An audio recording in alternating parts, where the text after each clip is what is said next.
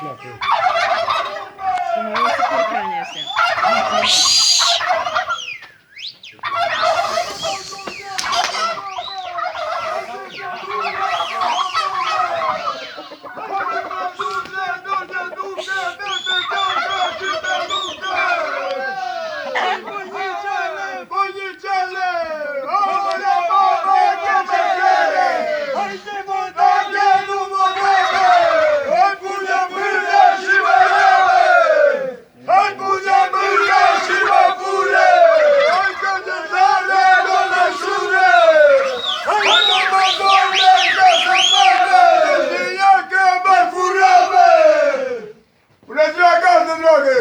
Să fii sănătoși! Să trăiți și dumneavoastră că atunci e pară și nouă bine, când e gazda acasă, sănătoasă și voioasă.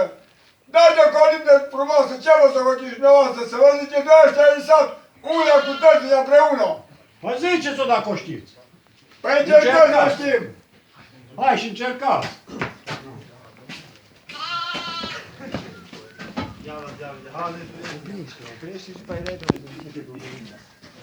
Nu, organizați-vă. Organizați-vă, băieți, bă.